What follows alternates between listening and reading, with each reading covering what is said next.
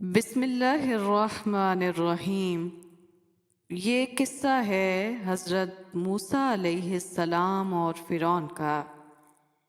خدا تعالیٰ جب اپنے بندوں کے ساتھ بھلائی کرنا چاہتا ہے تو انہیں اپنی سمجھ عطا کرتا ہے۔ یہ سچ ہے کہ معجزے نبیوں کے لیے تھے اور نبیوں کے بعد معجزات کا سلسلہ ختم ہو گیا۔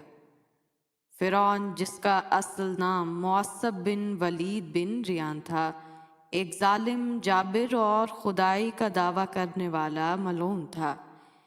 ایک مرتبہ سفر پر نکلا تو راستے میں اس کا سامنا ہامون سے ہوا۔ دونوں کی دوستی ہوئی اور گہری ہوتی چلی گئی۔ سفر جاری رہا اور وہ دونوں ملک مصر میں پہنچے اور آگے سفر کا ارادہ ترک کر دیا۔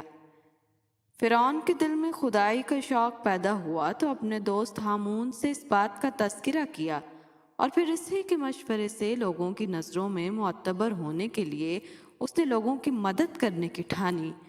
ملک مصر کے بادشاہ سے داروغی مقبرہ کی ملازمت بھی لی۔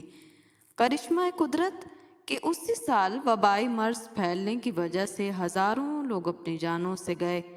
ظالم فرعون نے ہر لاش کے بدلے 1 دینار سونے کا لینا شروع کر دیا اور اسی طرح اس نے بہت پیسہ جمع کیا۔ بادشاہ مصر نے اس کے پیسے کے عوض اس سے پوری شہر کی داروغی دے ڈالی۔ چند عرصے کے بعد وزیر مصر وفات پا گئے۔ بادشاہ فرعون کے کام سے بہت خوش تھا، اس لیے اس نے مصر کی وزارت فرعون کے حوالے کر دی۔ لوگوں کے دل میں جگہ بنانے کے لیے فرعون نے مصر کے تمام لوگوں کا 1 سال کا جزیہ اپنے پیسوں سے ادا کیا اور مزید یہ کہ اگلے 2 سالوں کا جزیہ بھی معاف کر دیا۔ لوگ فرعون کو پسند کرنے لگے تھے، اس کی عزت بڑھنے لگی، لوگوں کی ذریعے دعائیں نکلنے لگیں۔ کچھ عرصہ ہی گزرا تھا کہ بادشاہ مصر بھی وفات پا گئے۔ 3 دن کے سوگ کے بعد سب کو نئے بادشاہ کی فکر ستانے لگی۔ تمام لوگ دربار میں اکٹھے ہوئے کیونکہ بادشاہ کی کوئی اولاد نہیں تھی۔ چنانچہ فرعون کے لوگوں کے دل میں عزت اس قدر بڑھ چکی تھی کہ اسے بادشاہ بنانے پر کسی نے بھی اعتراض نہ کیا۔ بادشاہت ملتے ہی فرعون کے تکبر کے شعلے آگ پکڑنے لگے تھے۔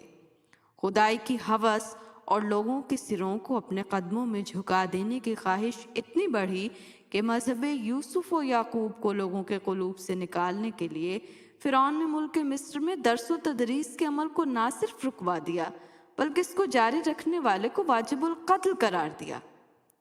جان بچانے کے لیے لوگوں نے درس کیا چھوڑا، ان کے ہاتھ سے خدائے بزرگوں برتر کی رسی بھی چھوٹ گئی۔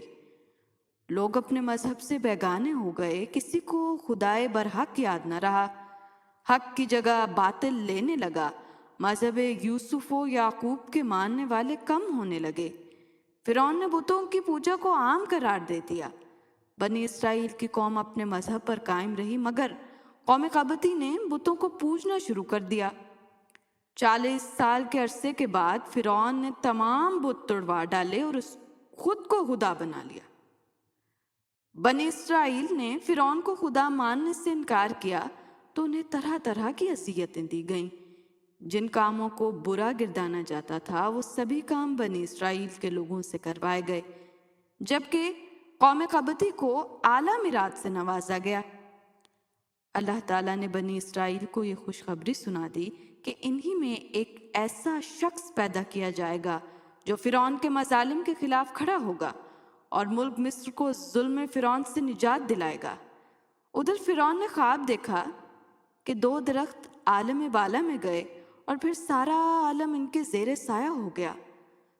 صبح جب ملک مصر پر بیدار ہوئی تو فرعون نے سبھی حکیموں، دانشوروں اور جادوگروں کو بلایا اور ان سے اپنے خواب کی تعبیر پوچھی۔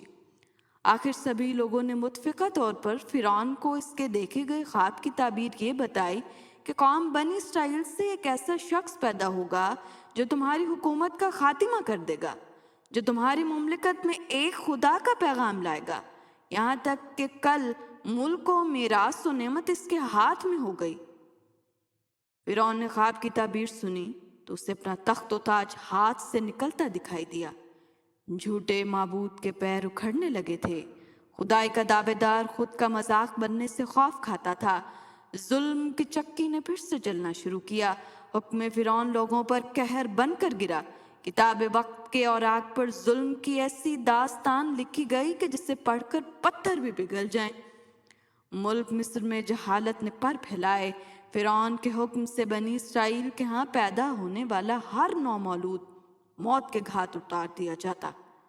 لوگوں کی آہیں سسکیاں فرعون کے تخت تک تو نہ پہنچی، مگر ان سسکیوں نے عرش کا دروازہ کھٹکھٹا دیا۔ حضرت ابو ہریرہ رضی اللہ تعالیٰ عنہ سے روایت ہے کہ نبی صلی اللہ علیہ وآلہ وسلم نے فرمایا، مظلوم کی بد دعا جو ظالم کے حق میں ہو بادلوں کے اوپر اٹھا لی جاتی ہے۔